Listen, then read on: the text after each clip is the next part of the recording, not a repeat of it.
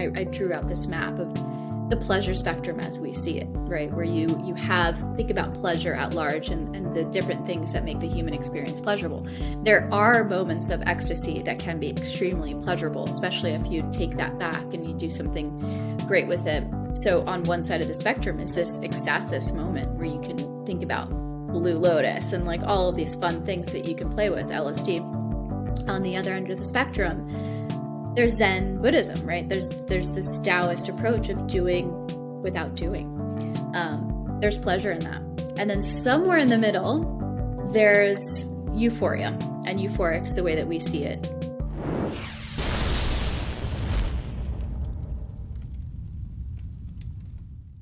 Hello and welcome to the DTC Podcast. I'm Eric Dyck.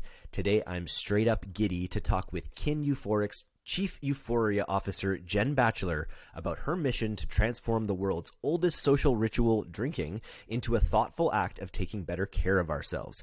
Kin is a daily brain care ritual designed to help you connect to your center and find better balance. It's time to set your mind free. Listen on. In this joyful podcast, we cover the art and science of euphoria and why most people are using the word incorrectly. We talk about the expanding category and why marketing Kin as a sobriety option is just scratching the surface of this product's amazing potential. We talk about how to take PR and supercharge it by getting the reporter to experience the mission and not just hear about it. You'll hear about how Kin connected to one of the world's top supermodels, Bella Hadid, and why this connection goes much deeper than just a regular influencer relationship. Psychedelics, nootropics, what it means to be a psychonaut all get mentioned for the first time in D2C history, so don't you dare miss it. It was a fun one. On with the show.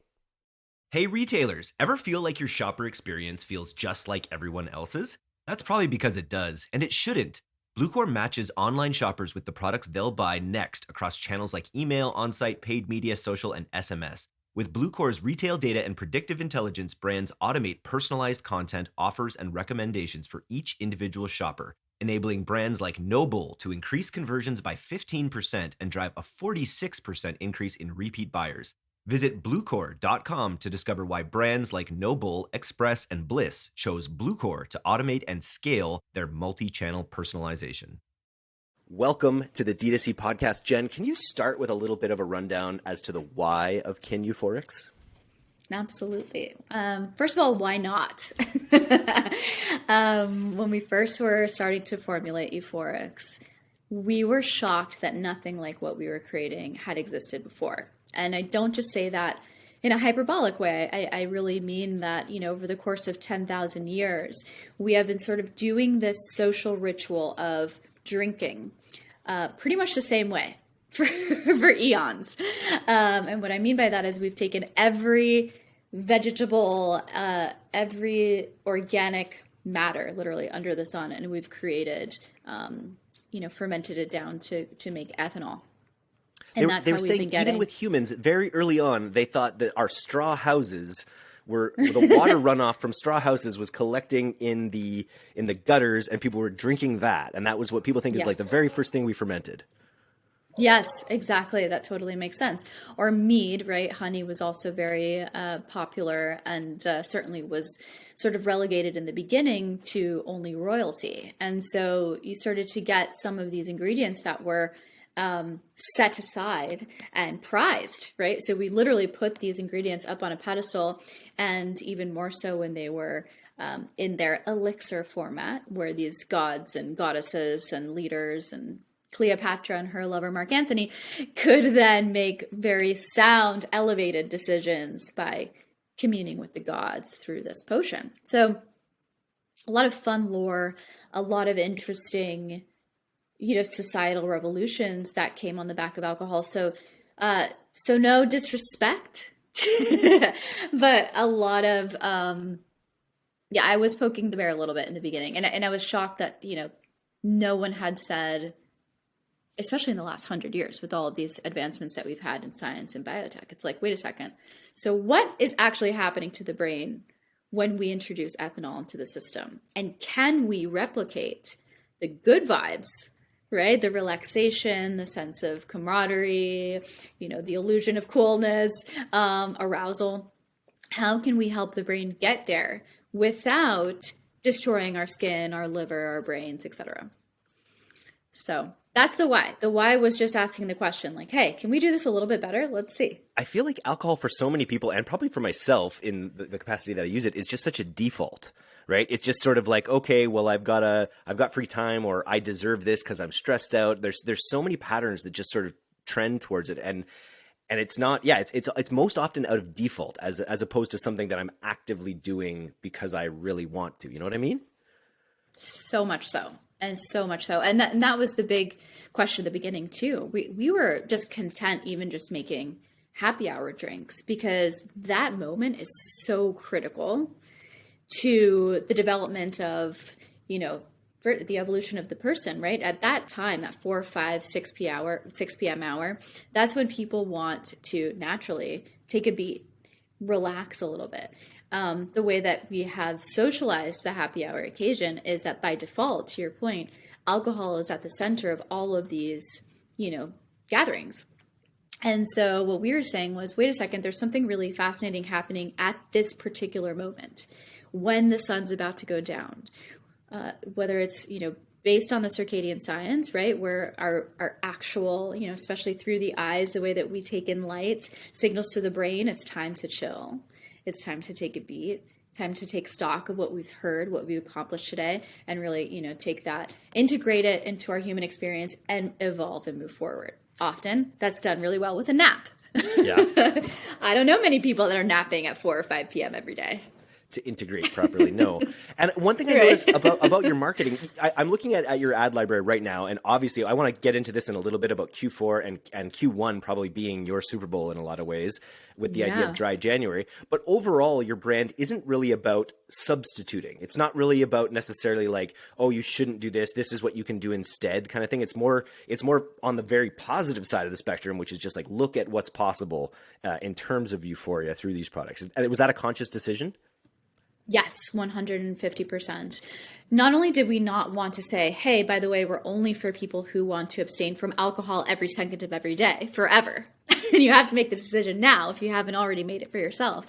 We realized that of all the adults in North America of drinking age in the US, that's 21. I don't know in Canada. Is it 21 as well? 19 okay. here. 19. Okay. So according to the studies of the 100% of people that could drink legally, 43% of them weren't drinking, and another 20% of them were questioning, right? So Sober Curious movement just started. I didn't have any interest in being anyone's mom in this. Everyone, at least the people we were serving, knew if they hadn't experienced themselves how horrendous a hangover can be, right? They had at least heard about it.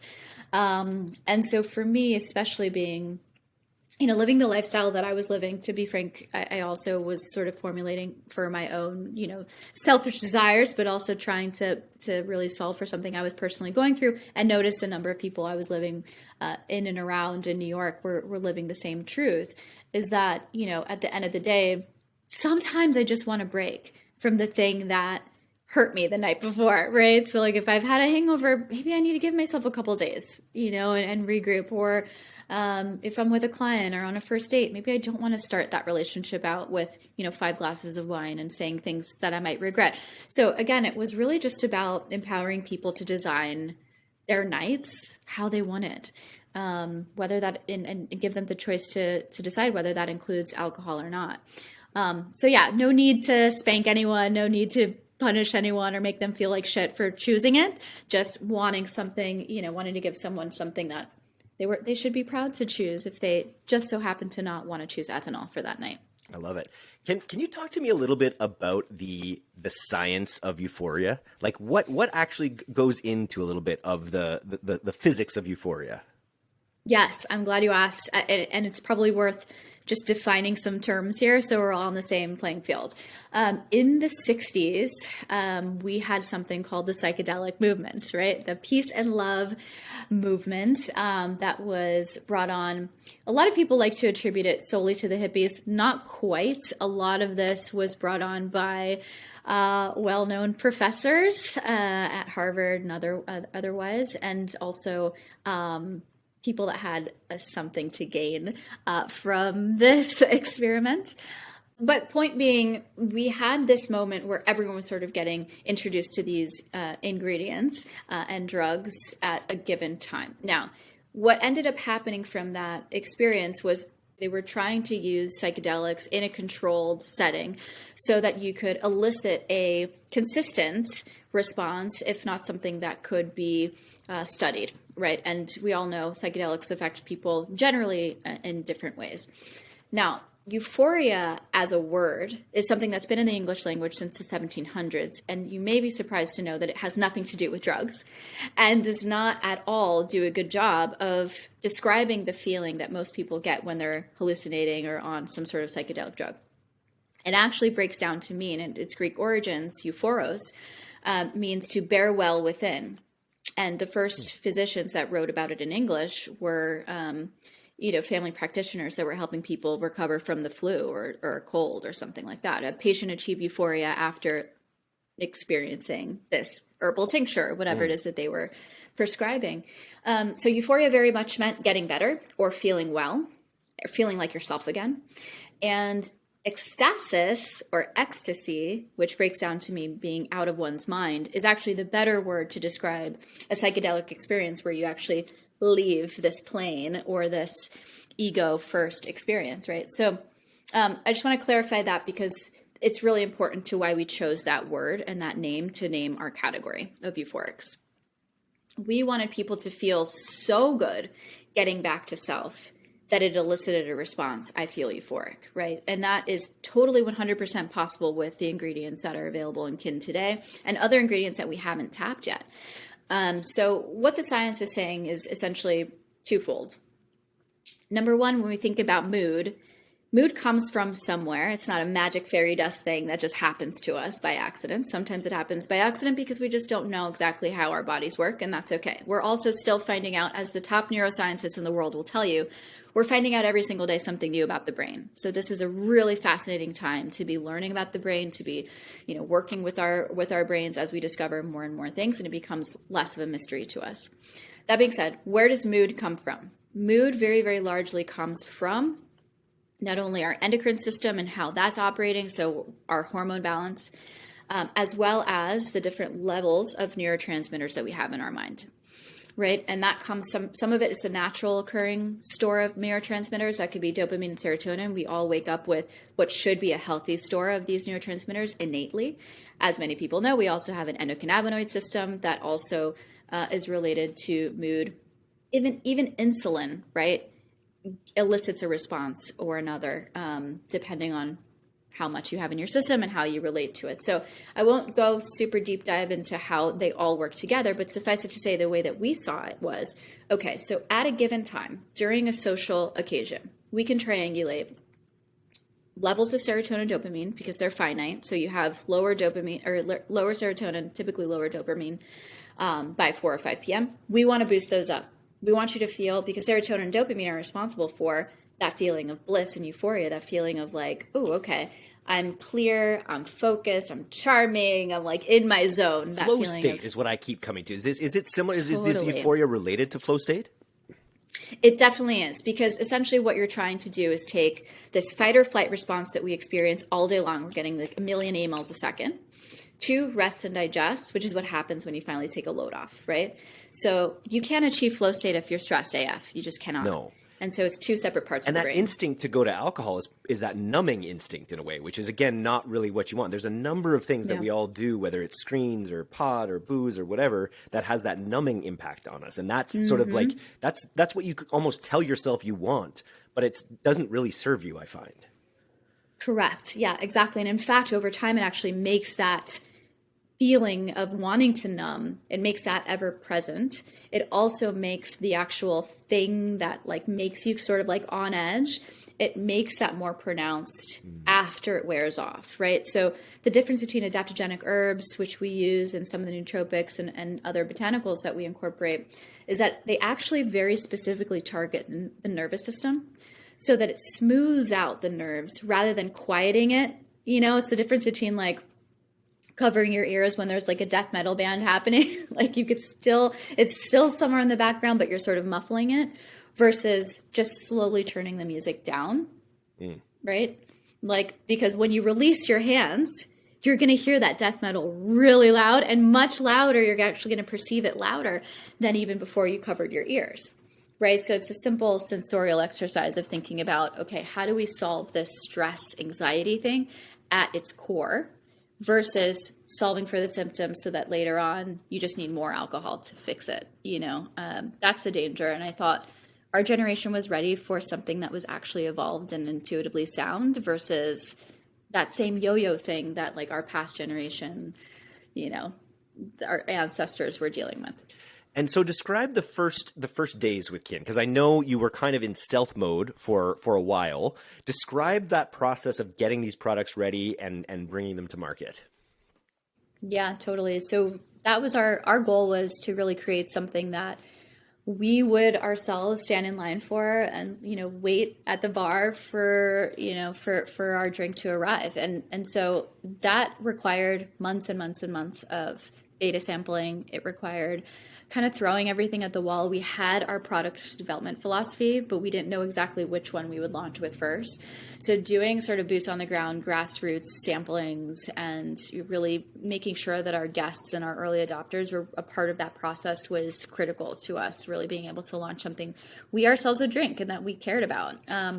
Otherwise, we didn't see a need. You know what I mean? We weren't like in a position where we like had to spin this off. We weren't Pepsi being like, how do we stay relevant? We were just this like group of psychonauts and people that wanted something better. And so we did that. I mean, we had 18, even to this date, after we launched High Road in December of 2018, we actually have iterated on that product about 18 times, directly from guest feedback.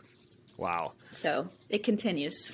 I'm just happy that someone finally used psychonaut on the podcast. I think that's an underused term, and I knew it would be you. Good. That's amazing. Okay, so you're formulating the products, and I like that you mentioned too. You had your product development philosophy, which means you had your brand story. You know your story of what you were trying to do, of what you were trying to accomplish was set in stone, and that's often like the most important thing. So how did that brand story benefit you in those early days? What was your first big win, and was it related to your story?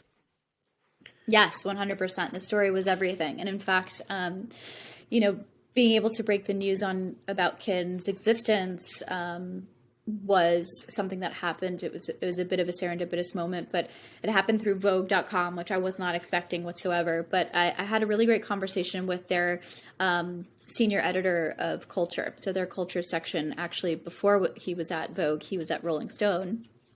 And so sitting down with him to give him that whole Euphoria story was really interesting, because he said, honey, I know Euphoria. I've toured with Metallica. I've been at, I was Rolling Stone for 15 years. I've been around the euphoric block a time or two. And we had this whole philosophical discussion, which is, again, I think more of a byproduct of drinking Kin together than it is a typical Vogue interview. Sneaky. That's a good technique out there for people listening. Exactly. If you really want to go deep, break out the Kin. Turn them into psychonauts. I love it. Turn them into psychonauts. Yeah. Right out the gate.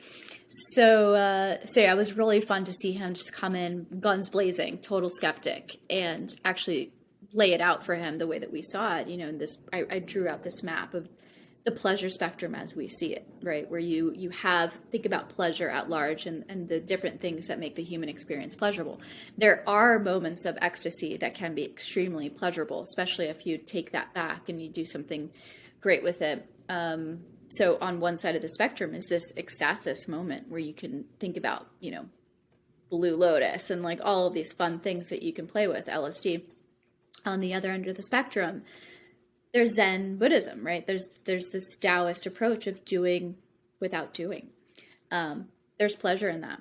And then somewhere in the middle, probably a little right-leaning, but somewhere in the middle, there's euphoria and euphorics, the way that we see it as being pleasurable, right? So this is all active. And so I was telling him this story, and we were discussing throughout that, where the social experiences come, because some of these experiences are better left, as solo adventures, and some are better social. And that's the thing that I was most connected to in the work. And so telling him this story, he went and tried and experienced that by himself. So he left that interview, went straight into a music lesson. We had his headphones on. He was riffing and playing music. And he said the music felt better in his ears. I mean, everything about the experience made him feel just completely present to the moment. And then he went and he had some with his wife. And, it just ended up being this really beautiful experiment that he understood could go from solo to social and really enhance his experience. And so he told that story firsthand. I'm just lucky enough that he is like a protege. He's an understudy of Hunter S. Thompson. Oh, wow. Which is insane. He knows his Euphoria. Yes. So the piece speaks very specifically to that, that sort of vantage, and it ended up being a huge boon. And we continue to tell a version of that story as we, now 3 years later, but really taking into account the guests that have shared their myriad stories. I mean, for every, the 100,000 people who have graced our virtual doors, every single one of them has an incredible story, which is really fun to see. And PR is one thing, but PR where you can actually take someone on a journey that reinforces the journey that you're speaking about. Like that's just, you can't beat that. And every time I talk to anyone about PR or podcast advertising or any of these, the success of it so often depends on how honest the read is, how honest the writing is. And to be able to send someone on a journey like that, like you're only going to get such high quality content out of that. Have you leveraged that particular piece in other ways? Have you built that into landing pages? Have you done things to leverage PR in your advertising specifically? So early on, we started just sharing that particular article out through the paid ecosystem, and we wouldn't even link back to our site. We just put that on blast because it was just so, in my opinion, it wasn't just good, press for Kin. It was great storytelling. So I'm like, oh, this will delight anyone. And if they're brave enough to try it, they will. And that worked. I mean, we had people buying our product 3 bottles at a time, right? We had a special. I remember now we ran a 3-bottle $99 special. And people were buying those up in droves, and they had never even touched the product, tasted it, seen it in the wild. They were just hearing from this story. So yeah, it was supremely powerful. And I think now going forward, music is really a big tenet of our brand. And so being able to triple down on that offering and connect with some of our bigger fans, I think is really important. I think that was something that I took away from this research, this idea of euphoria related to audio sensations, music, related to the not chemicals, but the elements that you have in your drinks, but also just even in the flavors, and how so much of what our mood is can be based on actually experiencing things or feeling things, touching things, tasting things for real. I thought that was an interesting aspect of the product as well. Yeah, that's a big factor. And it does come from, I can't take any credit for that. The Vedic school of thought and the school of medicine that I had the privilege to attend, learning about how to think about ingredients really as another switch on your switchboard, right? Another opportunity to sort of bring this down or bring that up, right?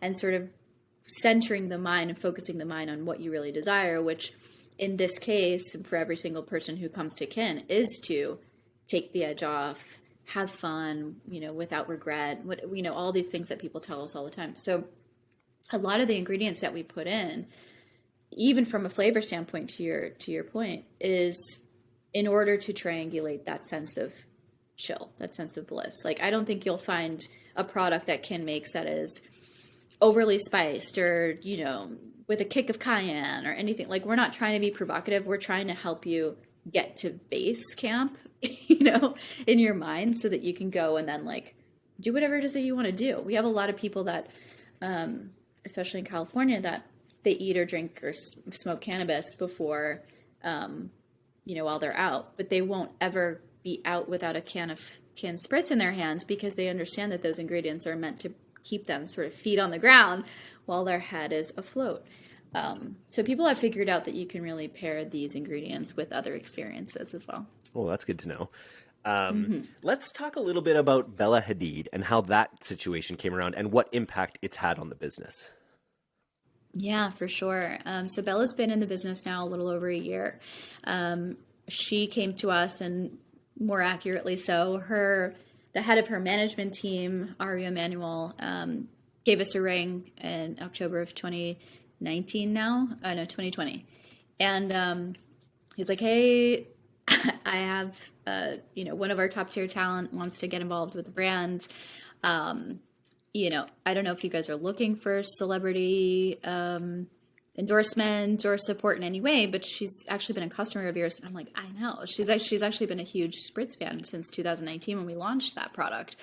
So it was really exciting to have her come to the table, not only with her enthusiasm, but with a lot of great ideas and a ton of knowledge on the ingredients. I think that's what floored me and made it sort of a match made in heaven when we first met. Because I was blown away by the fact that she had Lyme disease, and she had struggled and had been incorporating supplements into her routine since she was 14 years old. And as you can imagine, it gets to the point where you're like, 30 pills a day, I think I'm good. That's a bit excessive. I'm tapping out of this routine. And so Kin, in that sense, was a godsend for her, and she wanted to bring this to more people, which I saw in her eyes, and her heart was genuine. And so she's been super active in the business. We announced in September. She really acts as like our chief innovation officer, and is right alongside me with product development, our merch line, a lot of things that we have in the works right now. Exciting. And her social channels have become an integral part of your influencer platform as well? Definitely. Her social platforms, her friends' social platforms. I mean, she's done an amazing job of making sure that her community is fully stocked with the product and helping us tell the story in a dynamic way. So that's been good. A lot more to come on that front too, because we've just released our brain trust. So we're slowly releasing the names of the scientific advisors that are on board with us, and they're starting to develop a lot more content alongside Bella and myself on occasion, which is fun. But yeah, so everyone from like Dr. Daniel Amen, who's an incredible psychiatrist. He works with some neuroscientists that help him to sort of develop protocols and different things around supporting the brain. And Dr. Darshan Shah, who's amazing, Dr. Roshini Raj, who's a gastroenterologist. So really all of the folks that really helped us to make sure that Kin was as scientifically sound as it was tasty and fun. Between the 51% decrease in foot traffic, surges in e-commerce, and new customer behaviors, big changes are coming to retail in 2022, and staying ahead of the curve can help make the new year a successful one. Lexer is a CDP that helps marketers know their customers, inspiring them to create experiences that grow sales. In Lexer's guide, How to Prepare for Retail's Future, you'll gain insight into rising e-commerce trends, shifting customer behaviors, and new segmentation strategies to better understand your customer needs and drive profits in 2022. Visit lexer.io/podcast for the free guide. We're at such a good time for all this. There's so much thinking that's going into, the quantum self. I just read recently The Brain That Changes Itself.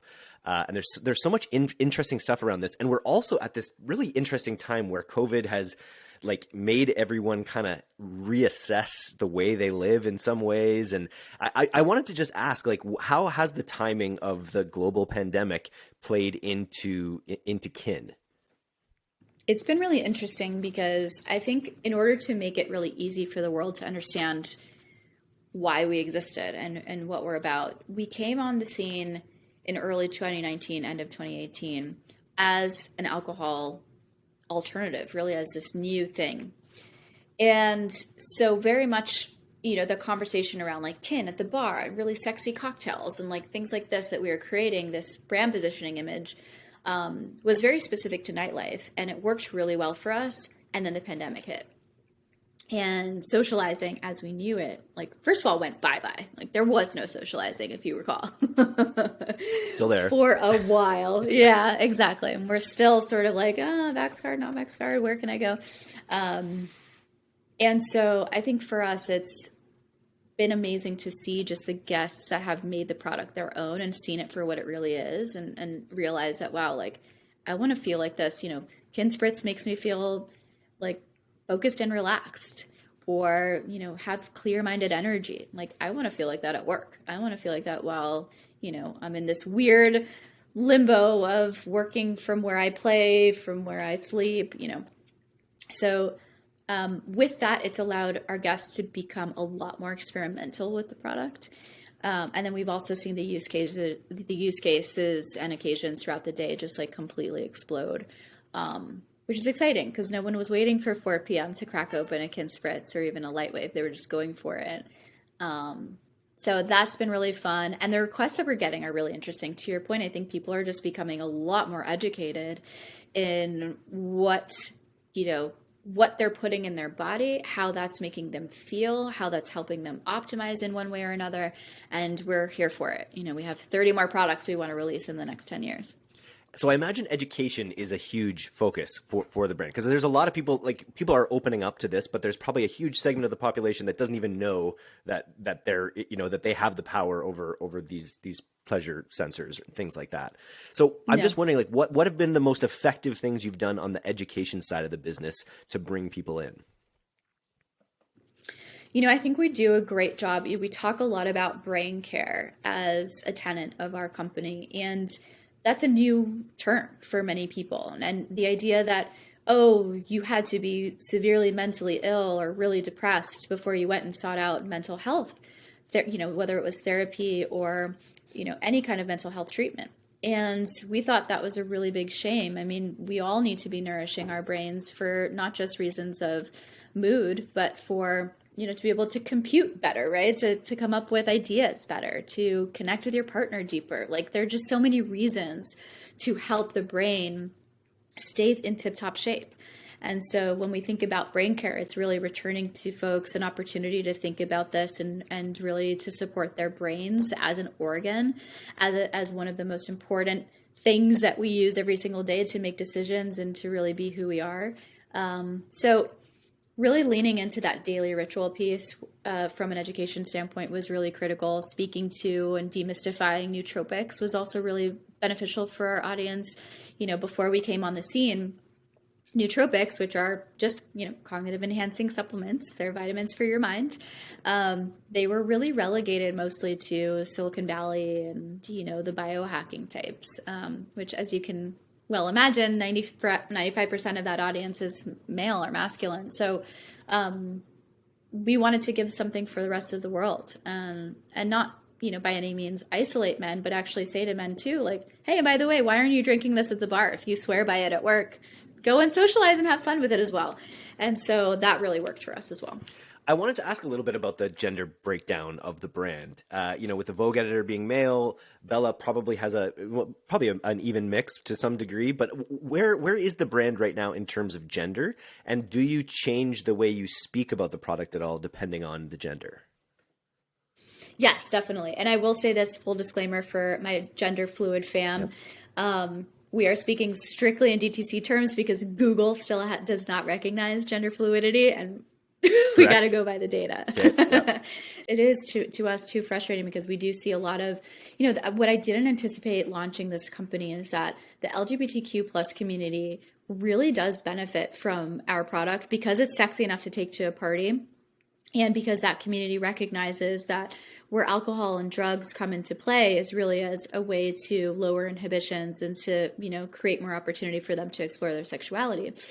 Kin helps you do that as well. So I think for us, it was an opportunity to really make sure when we are speaking to our broader audience that we're not necessarily, just speaking to Betty Lou in the corner, who has a very specific, very predictable, probably very profitable targeting strategy that will lead to trillions of conversions, but really to say, hey, this is for everyone. This is a really inclusive product by design because we want to understand, we want to make sure this offering is available to anyone who's going to use it in any way.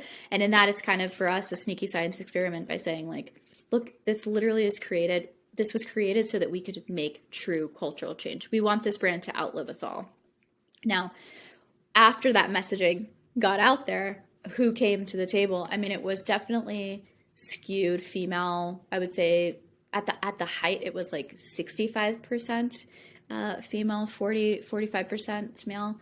That being said, when you look at our loyalty numbers and our subscription numbers, it is actually more like 50-50, which is kind of crazy. So the people coming back are split. Bella, I thought when she joined, we were going to get a crazy skew towards female. just because it's like, oh, I want what Bella's drinking. But at the end of the day, she actually increased our male audience by 5%. So that was pretty crazy. So now we're closer to, to that 60-40 mark. Sorry, I misspoke earlier, 65-35. So we're closer to 60-40. Again, loyalists, we're bridging a closer gap there on 55, more like 55% female. Cool. So pretty evenly split. I'm still surprised. I thought we were always sort of skewing, because we were leaning into sort of that romance of the cocktail and really being a little bit more sensual. I thought we would skew female, but not necessarily. Men deserve euphoria too. I love to hear it. Amen. We've talked so much about the groundswell and all of the organic efforts, the earned media that you've leveraged, the amazing brand partnerships that you've made. I just wanted to talk a little bit about the paid side. And obviously what we find, in this podcast is the people that put all this attention into the organic piece, into their brand story, into all these great relationships. It's really like standing on the shoulders of giants a little bit when it comes time for the paid side of things. Can you talk a little bit about your paid marketing philosophy and sort of what's working best in that world right now? Yeah, definitely. And it was a big blow to our system just because, after we're a digitally native brand as opposed to a lot of the brands that came on the scene anew during the pandemic, right? So we launched online and then we just devoted our entire lives to our e-com business, starting in 2018. So with that, we had a really good history under our belt of understanding where our guests were playing, what they liked, how to reach them with interesting little tidbits and not always be hitting them over the head with promotions. I think that was a big deal for us going into, even 2020, pre-pandemic and pre what we know now. But then, of course, the iOS update took place and shook us a little bit. And we were getting really exceptionally good at retargeting too, which, required us to sort of think a little bit more creatively. The blessing that I don't know I don't even know if this counts as a tip because I don't know how to teach people how to get here. But having a strong organic presence with Bella obviously helped a lot. I think being able to have, content and storytelling that we were sort of forced into also because we needed to expand our audience, of the 46 some odd million followers that she has, 80% of those folks are under the age of 25. So I knew we would have to put out new content and fresh content out there to capture their hearts and minds and to really be able to give them what they were looking for. That particular audience also really cares about the social impact story. They care about the educational aspects. They care about a lot of things that our legacy audience either inherently knows or already appreciates to be true of Kin. Maybe that's because we had a lot of really good press early on. So we're starting to bridge the gap here with Bella, and then also really making sure that on the paid side, we are doing our diligence on the segmentation front.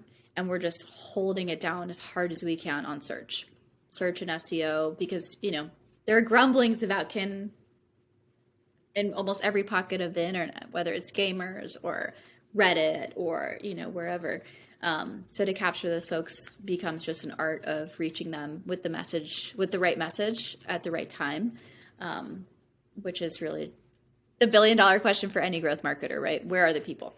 And you have I'm just on your ad library and you have so many different looks at the product, so many different angles running. Yeah. The ones that I'm drawn to are the ones where you talk about benefits. And I was wondering if that's a challenge with your business, because I know benefits can be such a tricky thing advertising on Facebook or any of these platforms. How have you sort of figured out what you're allowed to say and what you feel comfortable saying? Has that been a challenge? No, not really. I mean, look, we were really versed from the start as to, what benefits we can speak to, how to speak to them in a way that wasn't misleading, but also really told the stories that our guests were telling us. These are real stories. And truth be told, there are also real experiences that we've had with the product. So telling that has been interesting. And to your point, we do pull in a lot of guest testimonial when we mention ingredients and when we mention benefits. We also speak to things kind of lightheartedly. We'll say, oh, L-theanine, citicoline, tyrosine, and then we'll say it's like brain candy for adults. Nice. Go and enjoy this thing that's going to tickle your bliss molecules. And people are like, okay, I can get down with that.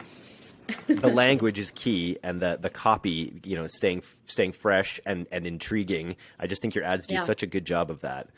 Thank you. So well done on that. Let's talk a little bit about your email and SMS side. This is something that we increasingly see, especially since iOS 14, people putting a ton of focus onto that side of things. What are some of the ways you're kind of innovating on that side? Yeah, which, by the way, your newsletter has served as an inspiration for us as well, just going into best practices on email. We have an untapped, super, super engaged audience on email and SMS. The challenge remains not being overly promotional with them and hitting them with the right message in the right order. So I've really looked at our welcome series, when somebody first signs up for email, how are they getting brought into the deeper folds of the brand? And then outside of that, how are we hitting them with relevant messaging for the season? Whether it's speaking to a specific ingredient that is more beneficial during the winter, or, literally something is happening that day that we want to message out, and we'll leverage text for that, whether it is a promotion or something new that's happening in our world. So those are two levers that we definitely pull for mostly for storytelling. It's gotten a bit more promotional as of late, given the holiday and everything. And then the other thing that we do that email and SMS are a critical component of is we have a beta taster group, which is essentially made up of our VIPs and our subscribers. But as we release new product and we have new product ready to be tasted, we actually do ship out that product to guests, and then we leverage email on a whole separate flow to help give feedback and name the product and really get really involved. Building. So this isn't your brain trust, but this is sort of like this is your closest customers that you use for research. That's super smart. Mm-hmm. Very cool. And tell me about the brain trust again. The brain trust is a sort of effort to bring on, because obviously, selling products where there is a doctor attached for whatever reason, or scientific minds, 4 out of 5 dentists recommend. This is, one of the oldest techniques in the books. Can you talk a little bit more about your brain trust? Definitely. Yeah. Thank you for that.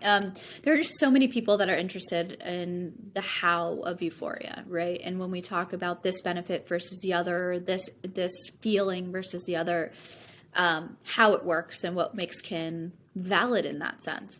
And I think the guest testimonial is validating in and of itself. But then when you get to hear one of these scientists, these psychiatrists, surgeons, whomever has come to the table, really wax poetic on it and speak to how it works and prove. So we just, for example, had Dr. Amen present Bella's brain scans. So he literally took a PET scan of her brain in 120 days ago, and then just now in the last week, and then we're going to do one again in 30 days, and we're going to show the improvement. And he was able to show her frontal lobe is actually healing over. That is super interesting. You talk about you want transparency in your relationship with partners and influencers, but rarely does it go to the level of PET scan. Exactly.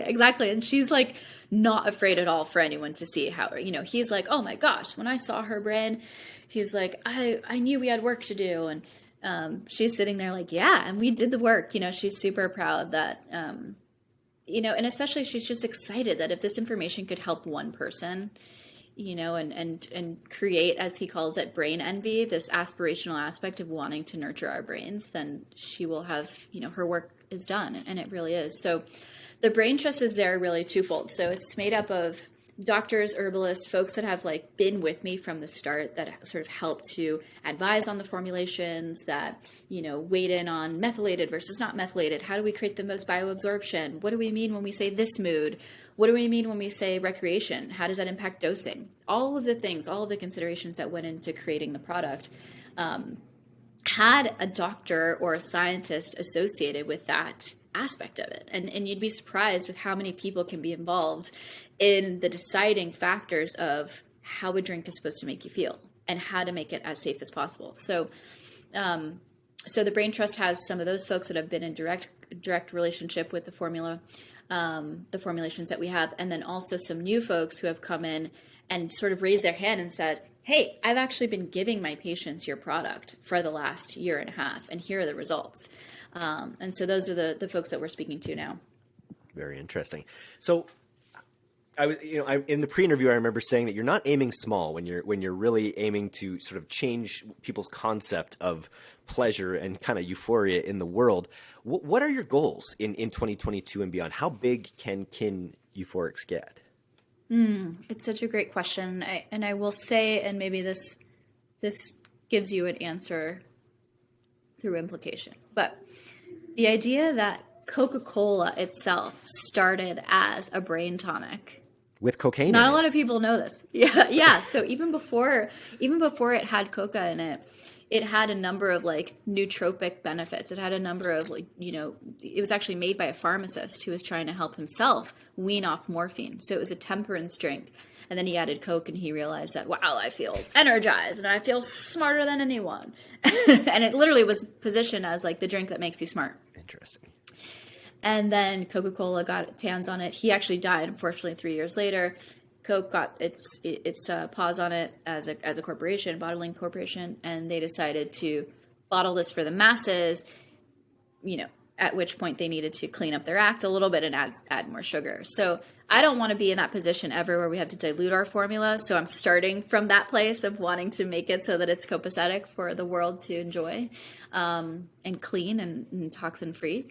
But I definitely think Kin can get that big. That's the hope. The hope is that this brand outlives us all because our kids deserve it and future generations deserve it. I love it. And it reminded me of an article I read from a Twitter link. It was basically saying that the way we drink soda now, like we don't realize that there was actually, when soda first came out, it was this huge global phenomenon. And especially in the United States, there were just giant like buildings dedicated to serving people soda.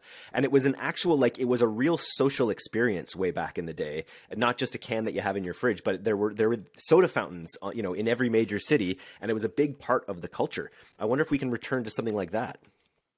That's the hope. And that is like when you see Kin in the Wild, the experiential aspect of our brand is so important because we want to return that like whimsy, that fantasy, that like excitement of, oh my gosh, there's this flavor, there's this like feeling that I can try. That ritual is really important and it helps people like come together, and marvel. I think that's one of the things that we were doing really, really well pre-pandemic. We had a social gathering house, we had a little bungalow in West Hollywood in California that actually gathered, every week we had about 1,000 people come through those doors every single week with comedians headlining shows and musicians and cool panels with Parsley Health. I mean, there were so many cool things happening. And people would look around and be like, oh my gosh, I'm vibing. There's so many cool things happening around here. And there's not a single drop of alcohol or any drugs around. And so what's that about? Like, what does it mean for us to come into a space and understand and actually perceive a level of consciousness we haven't perceived in a social gathering outside of these four walls? And it's not square. You know what I mean? Nobody's like pressuring you to do anything. No one's like, everybody came of their own volition, but it's a good time. And I think that's what shocked a lot of people is that in that moment they walked away and they're like, oh my God, I just had a really good time. And I thought I was going to really need that glass of wine in my hand. It's so interesting, and I think so much. I've done dry Januaries and things like that, and when you go out and you're around other people in social situations, you kind of realize that a lot of it is the high that you get from just being around people in social situations. And I think a lot of people assume that it's the alcohol that's doing it, but it's when you're around, even if you're around a bunch of people who are drinking, you kind of get on the same wavelength in some ways. You know what I mean? Yes, totally. Yeah. I mean, that's why we named the company Kin, because it's that moment where you're like sitting at the bar somewhere and you're like, oh my gosh, where has this person been all my life? They're hilarious. They're this, whatever it is that you need in that moment, that person is like a medicine to you. And they become a hair above friends and a shade below family. They're somewhere in between where you're like, that's my person. That's such a cool moment when you're out socializing with someone. That doesn't happen at work. It doesn't happen at home necessarily. Like, that's like how you continue to build your tribe. When you're both on the astral plane and you just make eye contact, it's always great. Magic. just because it's a buzzword that we're talking about a lot in 2022, whether it's Web3 or NFT or the metaverse, are these ideas like, when you have such an experiential product, I'm curious whether those kinds of things enter your thought path for the next 5 years. Yes, 100%. And I think our audience is sort of expecting it from us because we've always been the one to like poke the bear first or try something sort of futuristic on for size. I think our challenge is like doing it in a way that is actually supportive of the story, right? That's not like, oh, Kin's over here doing an NFT just for the shit of it. And like, we don't want to be that brand. No. And there's going to be so many of those brands. You just do it to say it, right? Exactly. Yeah. And it's like, we get asked the same thing about cannabis. Like, when are you guys going to start incorporating other ingredients? And, I think for us, it's never meant to be gratuitous. There's nothing off the table, but it just has to add value to the guest experience. Awesome. Okay. Our canned question here. If we were to give you a $50,000 grant that you don't have to pay back to use in your marketing to grow the business, where would you put it today? I mean, would $50,000 get us on to like NASA, the next NASA? No, if it has to do with NASA, you're not talking 5 figures, I don't think. Damn. All right. $50,000 wouldn't stretch that far, but if I had some extra cash, I think I would definitely want to get Kin into space. Maybe I take the 50 and invest it in NFTs, and then that'll yield enough money to get me into space. It shows you where your mind. So you personally want to go to space, or you want Kin to be in space to make a high pun? No, Kin first. Kin, okay. Exactly. Yeah. I love it. Okay, very cool. Super highway. Yeah. Amazing. Any other D2C brands that you'd want to shout out as brands that you really follow, that you love personally for either their marketing or their products? Oh, yeah. Such a great question. Who am I loving as of late? I love a brand that has been around for a little while, but she's really, I think, just really coming into her own and expanding her line a lot. It's called Wonder Valley. I don't know if you guys have ever heard that. Not familiar, no. So what I love about it is that it's basically saying, look, and they're similar a little bit to Kin in that they keep a super high standard for sure, just in terms of how we think about our offerings. I think their stuff is a lot more bespoke than Kin's, which I'm jealous of. But also the idea that they're basically saying, look, you always thought of olive oil in this way. Let me show you the 100 other ways that olive oil can change your life. And so the tag of the brand is basically the magic of olive oil. And there's no hard and fast rule of how they're doing it. It's not only for dressings. They literally make beauty products and soaps and all of these cool things. And I just think they're doing a bang up job. So I love those guys. What's another one I've been using a lot? I love Soft Services. I guess that's another beauty play, but that's another cool brand that you guys should chat with. They're just doing things their own way. They're really leveraging UGC in a cool way as well to build their brand. And they're changing the game. I think really, really interesting contender in terms of what the future of clean beauty looks like. Love it. Well, I'll have to hit you up for an intro there because they sound like a perfect guest for the podcast. I want to thank you so much for coming on today and educating me about Euphoria and what's possible. I'm looking forward to an amazing 2022. I'm going to get my hands on some Kin Euphorics and see if it can play a part. Yes, definitely. Thank you, Eric, so much for having me. It was such a pleasure chatting with you and just getting to be weird. Every time we tell our story, I feel like for the most part, people just want to hear like the beginning and the end. And given that you know so much about the category and how nuanced it is, I think to run an e-com business today, it was fun to dig in with you. Thank you so much.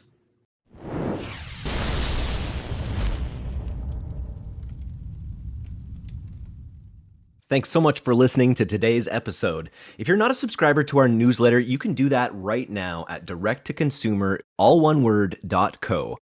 I'm Eric Dyck, and this has been the D2C Podcast. We'll see you next time.